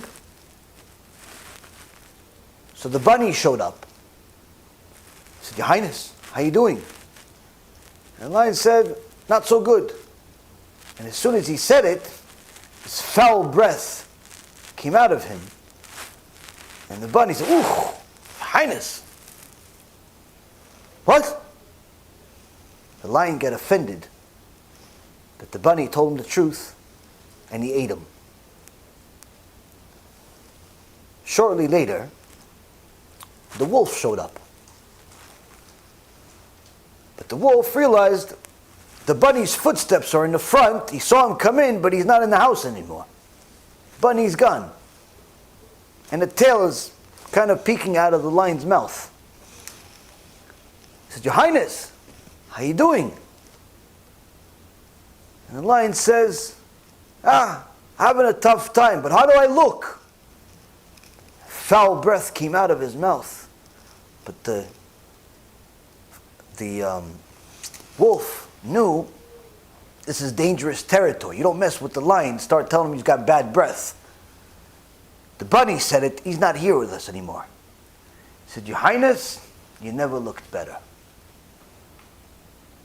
The lion got offended. You liar. I know I don't look good. And he ate him too.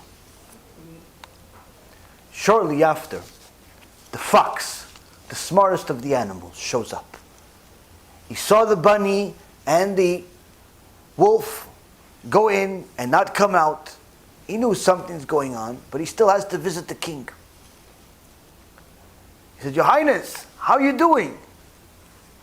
He says, I feel terrible, but how do I look? And the foul breath came out of his mouth.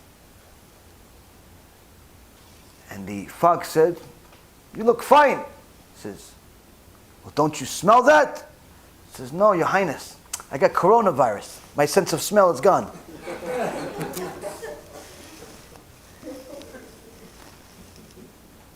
You see, Rabotai, the bunny tried to kiss up. The bunny told the truth and he got hurt.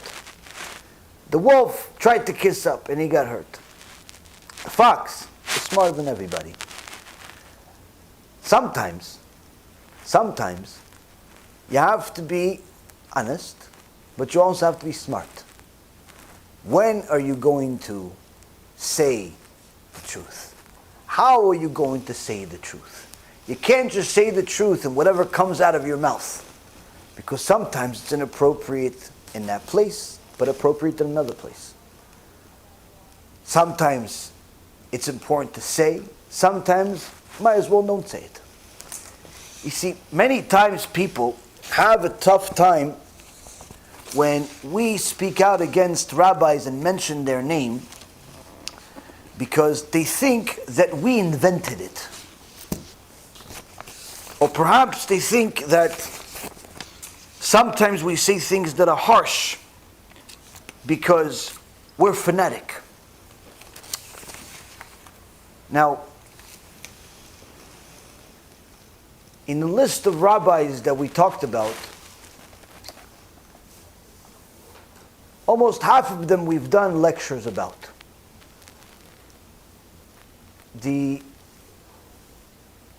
headaches that we've received over the last few months, especially the last couple of days, of people that have watched the videos and so on, have exceeded the past because some people were offended that their hero is on the list of heretics. One of those heroes is Lord Sachs. And the reason why most people think he's a hero is because he's extremely well-spoken, very good speaker, he's an intellectual, and he had very high positions. Chief Rabbi of England. There's not that much more than that in the so-called political rabbinical world.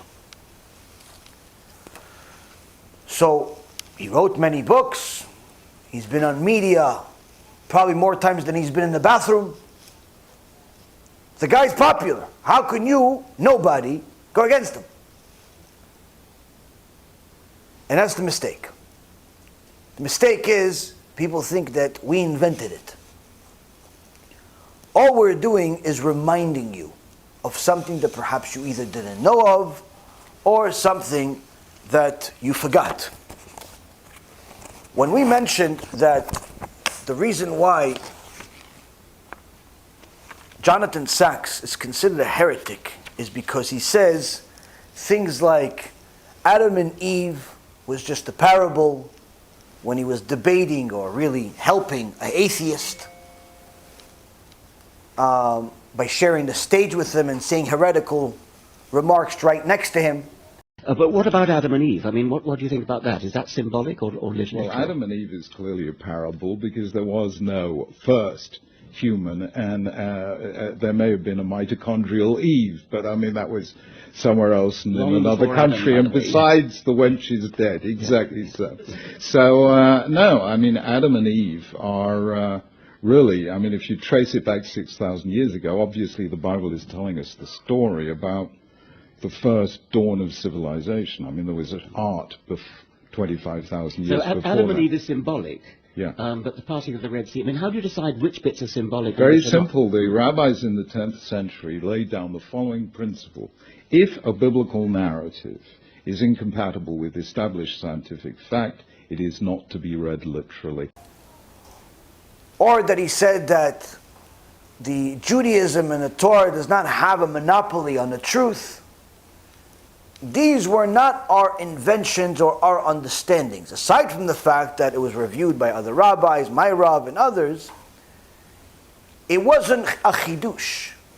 In fact, there were other much bigger and more popular rabbis that I can never be that said the same exact thing. And you can find it yourself online, even a website as simple and popular as Wikipedia.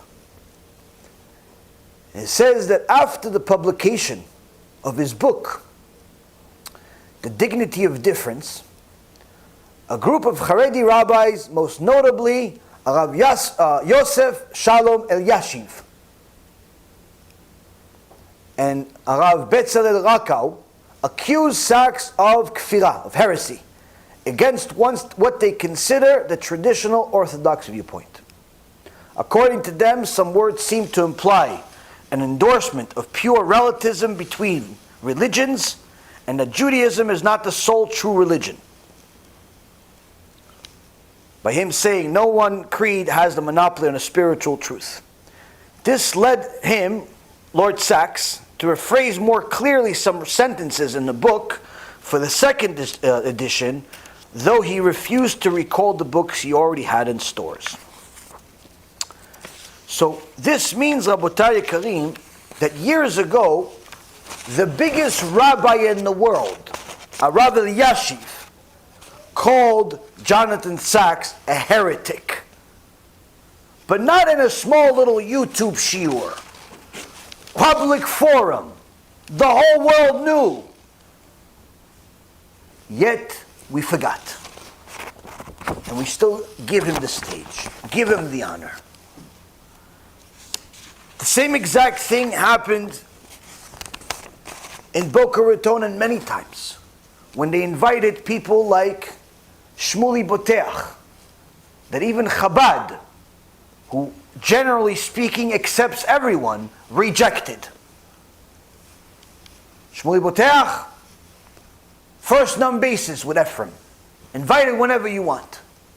Dr. Ruth, a woman that made more Jewish men sin than probably any pornography star in the world. And she doesn't do pornography. She just talks about it nonstop. Invited to Boca Raton Synagogue by Ephraim Goldberg on a regular basis. Christian missionaries, aside from the one that we went against and so on, regular basis as part of meetings of AIPAC and the other federation, Jewish Federation. They pretend they care about the Jewish cause, but in reality you look at their bios and you see these people are missionaries. Ephraim Goldberg invites them on a regular basis. Nathan Slifkin, Shem Reshaim Yirkav, also one of the people on the list. He came out with a book about animals, pretty much saying that the Torah made mistakes. Chazal made mistakes. Rabbi Yashiv and many other Gedolei Olam, many giants in the Torah world, Gedolei Ador, not nobodies like me, Gedolei Ador said this book should be burned. He is on public cherem permanently. Boca Raton Synagogue, led by Ephraim Goldberg, invites him. After the cherem. The biggest rabbis in the world say this guy's on a cherem. You're not even allowed to count him in minyan. You're not allowed to do business with him. You're not allowed to work with him. You're not even allowed to be within 4 feet of him. Invite him to the shul to give them a shiur about animals, the same exact subject he was put on cherem for. Led by Ephraim Goldberg. If the leader continues to invite Christian missionaries, known people that are public cherem by Gedolei Ador, known people that have been rejected by the Jewish community at large, like Shmuley Boteach, known people that make Jewish people sin by talking about all types of tinofet, filth, yet you continue to put these people on the front stage on Shabbat, nonetheless, for 1,000 families in the communities to watch. You're saying this person doesn't deserve to be the first one on the list? But yet people are defending him. They're defending Ephraim. They're defending Lord Sachs. Why? Because only a little loser like me, Yaron Reuven, the Baal Tshuva of a few years, he mentioned him. So who are you to go against these big rabbis? It doesn't matter who I am. It doesn't matter what smicha I have, which is yoreh yoreh. It doesn't matter what irgun I have or don't have. You know what I do have?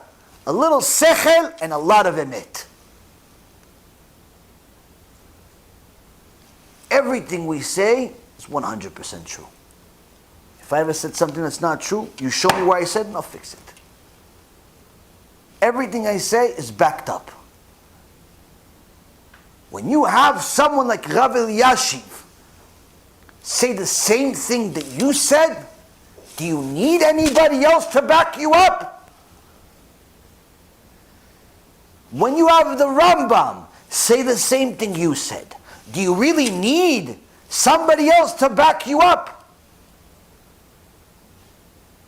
The reality is, Rabotai, if someone's on that list, there's a reason. And it's definitely not for self-interest. Why? It's not beneficial. If anything, it's the biggest headache of my life. I had an easier time being on Wall Street than being in the Jewish world. It's easier to make $10 million a year than to deal with this nonsense.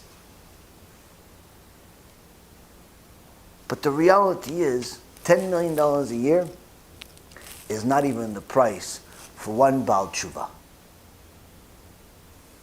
And Baruch Hashem, sharing the truth with you folks and countless others all over the world gets countless people to do tshuva all over the world.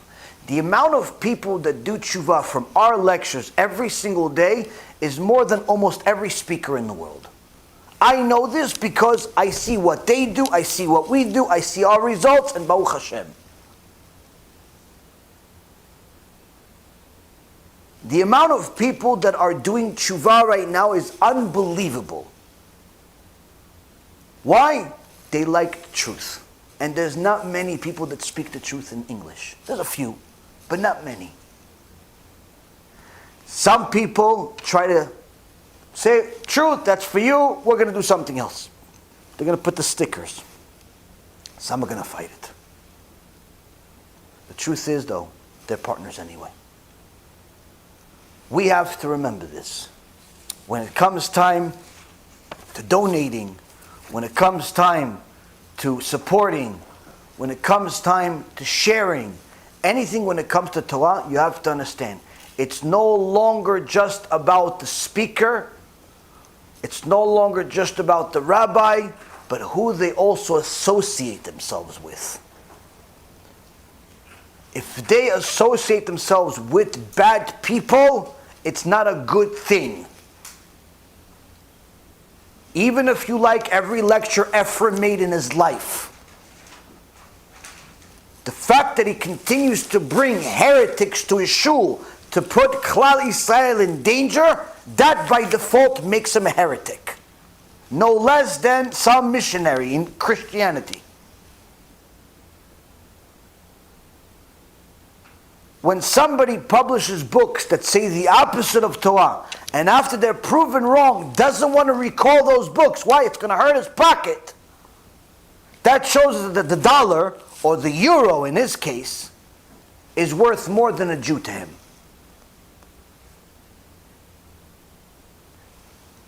If you're going to be in the business of helping Jews, there's no price for a Jew.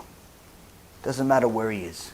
He could be an atheist today, a shomer Shabbat but nothing else, or frum, but just confused, or a Talmid Chacham that needs chizuk. Doesn't matter where he is. You're going to have to invest every single ounce of energy you possibly can to help this Jew if you have the opportunity. $10 million is not even a down payment for a single Jew.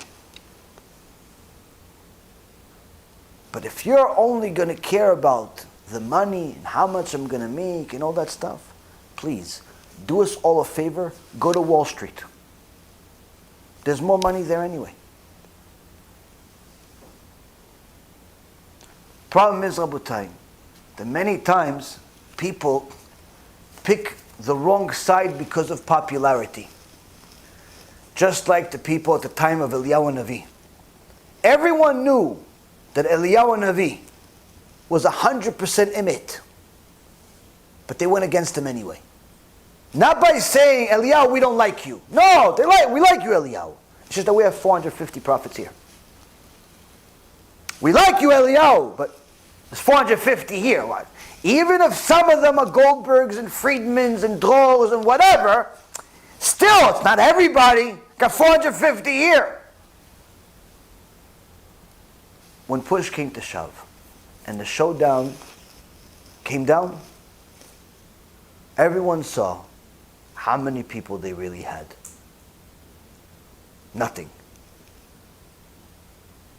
And the truth is, Rabotai, in the world today, it's almost nothing. Virtually speaking, almost nothing. There's almost no one out there that's willing to teach people the truth as it's supposed to be. There are some, Baruch Hashem. But in comparison to the amount of people that are teaching lies, it's virtually nothing. But the only way you're going to be able to identify that is if you learn more Torah. And be able to identify what the emet is by knowing it already. So when you hear it, it's like, I remember I read that. This sounds familiar. Oh, I never heard this before. Can you give me a source so I can review it later? Without you studying and knowing the emet yourself, you're not going to be able to know whether what he's saying is true or not. So this even gives us a bigger obligation than ever to learn Torah. It's no longer just for the sake of knowing more so you can do more. Now learning Torah is simply survival of the fittest. But instead of survival of the fittest, it's the survival whoever's going to learn the most. So you can save yourselves from all of the speakers and know how to decipher who's a speaker, who's a rebuker. They don't necessarily need to tell you about Gehenom in every shiur. But they need to have some Yirat Shamayim. They need to have 100% emet. And it cannot be just about money. B'ezrat Hashem, this shiur too will help us get closer and closer to the emet. So we can avoid the physical Holocaust that happened in the time of Wasserman, and B'ezrat Hashem save ourselves from the spiritual Holocaust that's happening. Remember that the war is going to get more and more extreme, it's more and more difficult. Only thing that we can do is prepare ourselves. If we prepare ourselves the right way, starting with today, sharing the lectures, supporting them, doing whatever we can to publicize the emet. In the end, you'll win. In the end, you'll be like Eliyahu HaNavi. No matter how many fakers are around you. If we don't start fighting, and we don't become more aggressive with the emet, we've already lost before we started. B'ezrat Hashem, each one of us will take something on tonight, another mitzvah that you're not doing. If you're not wearing tzitzit, start wearing tzitzit. If you don't wear a kippah all the time, start wearing kippah all the time. If you're wearing a wig, put on kisui rosh like Sarah Imenu. If you're not modest, start becoming modest. If you're already not learning Torah, start learning 15 minutes, 20 minutes a day. If you're already learning, learn more. If you're learning 15 minutes, learn a half hour. You're learning a half hour, learn 45 minutes, an hour. Learn an hour, learn 2 hours. Whatever you're doing, do more. It's no longer just for the sake of you knowing more so you can be a bigger tzaddik. I'm telling you, Rabotai Karim, it's simply going to be a survival of the fittest. The truth is so difficult to decipher in this world of lies unless you become very, very near Hashem, very near tzaddikim, very near the Torah, glued to it. You're not going to be able to tell the truth. You're not going to be able to know what's the difference. It's becoming more difficult. So try to do more. So the merit of your mitzvah that you started tonight will protect you, B'ezrat Hashem, from this world of lies, and B'ezrat Hashem, we'll see each other tomorrow. Baruch Adonai le'olam, amen ve'amen.